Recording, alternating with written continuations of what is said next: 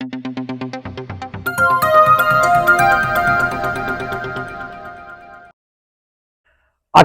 International court of justice का फैसला आया है और वह गाजा पट्टी और मुसलमानों के हित में आया है। सऊदी अरब, ओआईसी और सारे मुस्लिम ममालिक जो है इस फैसले से खुश नजर आ रहे हैं। पाकिस्तानियों की हालत बुरी है क्योंकि सऊदी अरब की तरफ से आज एक ऐसा डिसीजन लिया गया जिसके बाद पाकिस्तानी जो नागरिक हैं वे पाकिस्तान से बाहर जाने से भी बैन कर दिए जा सकते हैं। अस्सलाम वालेकुम, मैं हूं ताहा नसीम। आप देख रहे हैं टीएन अरब हिंदी न्यूज। मैं आप लोगों के लिए लेके आया हूं सऊदी अरब से जुड़ी कुछ खास और अहम खबरें अपने सभी गैर मुल्की भाइयों के लिए।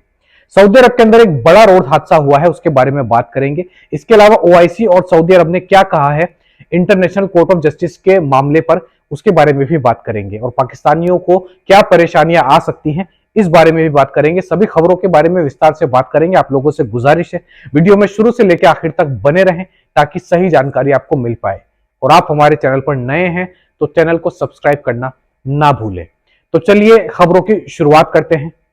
तो सबसे पहले आज की सबसे बड़ी खबर की बात कर लेते हैं। ओआईसी यानी कि ऑर्गेनाइजेशन ऑफ इस्लामिक काउंसिल की तरफ से एक बयान आया है। इसके अलावा सऊदी अरब ने क्या कहा इंटरनेशनल कोर्ट ऑफ जस्टिस की तरफ से जो आज फैसला आया है उसके ऊपर।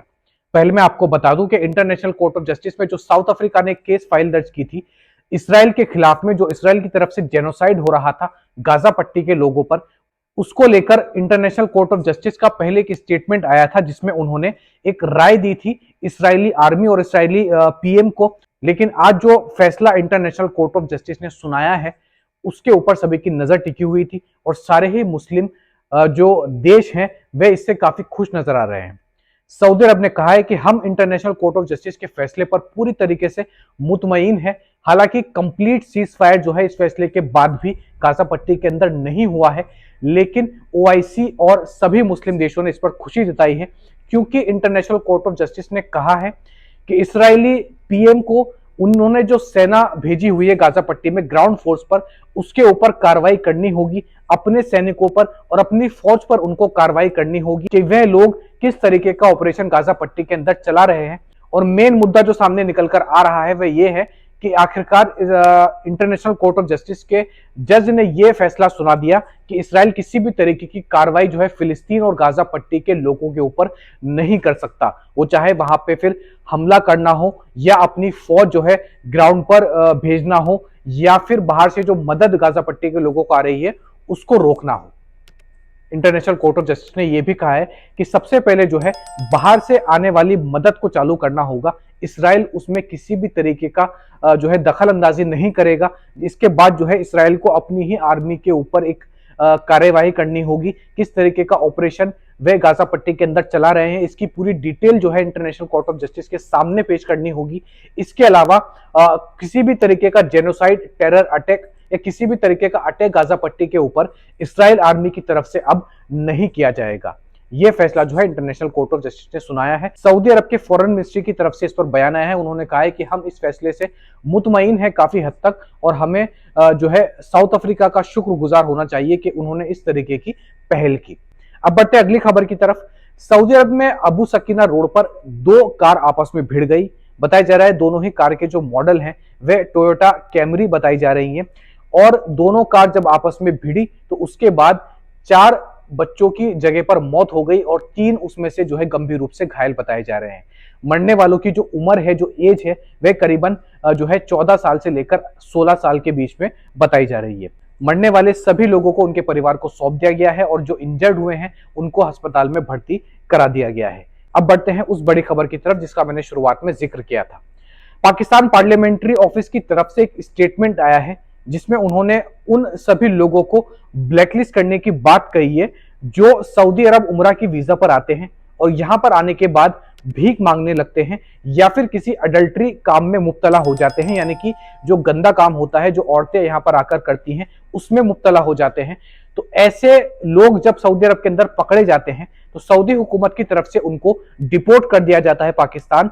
और पाकिस्तानी पार्लियामेंट्री ने यह फैसला किया है कि ऐसे लोगों को, यानी कि जो सऊदी अरब से डिपोर्ट होकर आएंगे करप्शन के जुर्म में या अडल्ट्री के जुर्म में, उनको कंप्लीटली ब्लैकलिस्ट कर दिया जाएगा उनके पासपोर्ट को। इससे होगा ये कि वह पाकिस्तान से बाहर किसी भी मुल्क में ट्रेवल नहीं कर पाएंगे।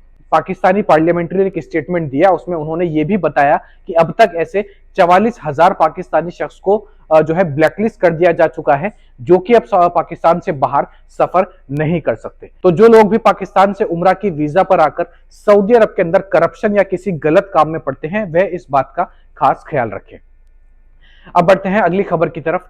पिछले एक हफ्ते की अगर हम बात करें तो मिनिस्ट्री ऑफ इंटीरियर की तरफ से करीबन जो है 28,000 लोगों को गिरफ्तार किया गया है और ये सारे ही गैर मुल्की थे। इनमें वह सब लोग शामिल हैं जिनके इकामा में फॉल्ट था या फिर जो गलत तरीके से बाय रोड बॉर्डर के जरिए इलीगल तरीके से सऊदी अरब के अंदर एंटर किए, या फिर ऐसे लोग जो विजिट वीजा पर आकर सऊदी अरब के अंदर जॉब करने लगते हैं, काम करने लगते हैं।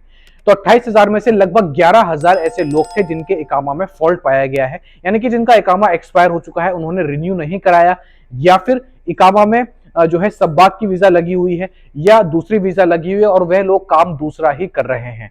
ऐसे लोगों को भी इलीगल माना जाता है। इसके अलावा 10,000 ऐसे लोगों को गिरफ्तार किया गया जो सऊदी अरब के अंदर गलत तरीके से आए और यहां पर जो है छुप के सऊदी हुकूमत से काम कर रहे हैं बिना किसी वर्क परमिट के। 1,000 ऐसे लोगों को गिरफ्तार किया गया जिन्होंने इन इलीगल इमिग्रेंट्स को, यानी कि जो गलत तरीके से सऊदी अरब में एंटर किए, उनकी मदद की, उनको रहने के लिए घर दिया, काम दिया या फिर उनको आने जाने के लिए गाड़ी मुहैया कराई। ऐसे लोगों के ऊपर भी सख्त कार्रवाई जो है सऊदी हुकूमत की तरफ से की जाती है। तो ये केवल एक हफ्ते के नंबर हैं जो सऊदी हुकूमत की तरफ से गैर मुल्की गिरफ्तार हुए हैं। अब इन सभी गैर मुल्कियों के ऊपर कार्रवाई की जा रही है। जिन लोगों के डॉक्यूमेंट्स में अगर कोई फॉल्ट होगा तो उनको वह सही कराने के लिए भेज दिया जाएगा। ज्यादातर इनमें से जो है अपने देश डिपोर्ट कर दिए जाएंगे सऊदी अरब की तरफ से, और उसके बाद जो है उनको 3 साल तक सऊदी अरब में आने का मौका नहीं मिलेगा। तो सऊदी अरब के अंदर चेकिंग जो है जोरों शोरों से चल रही है। जो भी इलीगल इमिग्रेंट्स हैं या जिनके इकामा में कोई फॉल्ट है या जो लोग कफील से भागे हुए हैं, वह इस बात का खास ख्याल रखें और जल्द से जल्द अपने सारे डॉक्यूमेंट्स सही करवा लें। तो ये थी आज के कुछ खास और अहम खबरें सऊदी अरब से जुड़ी हुई। इंटरनेशनल कोर्ट ऑफ जस्टिस का जो फैसला आया है उससे आप कितने मुतमईन हैं, उसके ऊपर आप अपनी अगर राय रखना चाहते हैं तो कमेंट बॉक्स में लिखकर जरूर बताएं। वीडियो पसंद आई हो तो वीडियो को लाइक करना ना भूलें और आप हमारे चैनल पर नए हैं तो चैनल को सब्सक्राइब भी कर दें। मैं ताहा नसीम अब आपसे इजाजत चाहता हूं। इंशाल्लाह कल आपसे फिर मुलाकात होगी नई और ताजा खबरों के साथ। तब तक अपना ख्याल रखें।